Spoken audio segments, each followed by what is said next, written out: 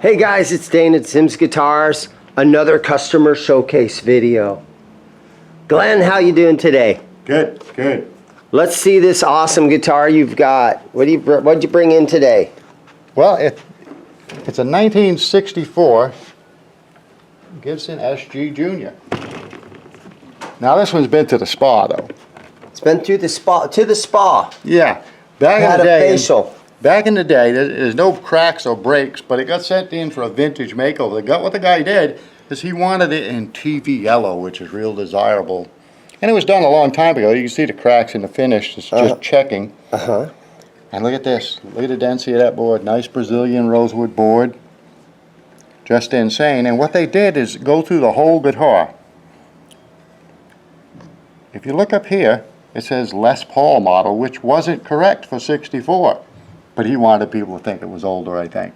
You know, the thing was get the TV yellow 1962, 61 SG Juniors that said Les Paul. Okay. So he had it done that way. But it was professionally done. Now the pickguard shrunk up. So this pickguard, we just had it made because the other one, as they shrink, they break the corner off. So we got the original pickguard. What's the name of the guy that made that pickguard? We might as well give him a plug. Good old Al. Al in Tempe, Arizona. Yep. Guitar Pot Sharp. Okay. So to go, and then I changed this cover because the old one was a little cracked around the edges. It was just deteriorating. But everything else is all original. Sounds incredible. Look at it. It's just beautiful.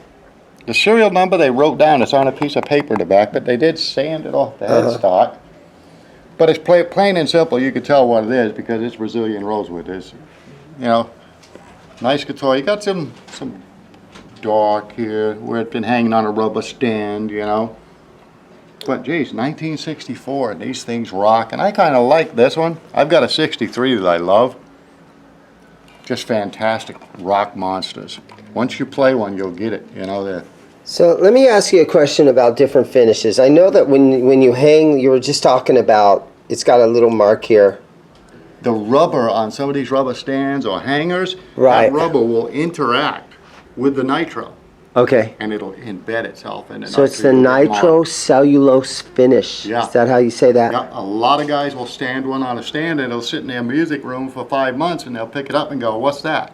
And they'll try to polish it out and it won't come out. Yeah. It actually gets into the finish. And is Gibson the only company that uses that finish, or what other? No, a lot of guitars are nitro, and then in the 60s, early 70s, they started saying it was bad for the environment, let's not use it anymore, but they started using it again. A lot of the early Strats, and you'll notice Strats where you just see it worn to the wood, that's because it's nitro.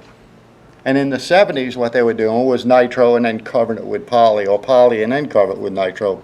I forget which way they did it, but that's why the old Strats, you see it like Stevie Ray Vaughan's, you see it wearing down to the finish. The old nitro thin skin finish just wears off. Thin skin. Poly doesn't do that. Poly will not check. You notice you got some, it's hard to see, but if we look at the neck right here, you might be able to see there's some lines in it, in the finish. And that's called finish checking. The nitro shrinks and starts to crack. Because if you got it in a cold car, go in a club that's nice and warm and open the case real quick, you'll spiderweb the finish. That's what happens to the nitro. What do they call these tuners on this thing? Those are plate tuners is what they call them.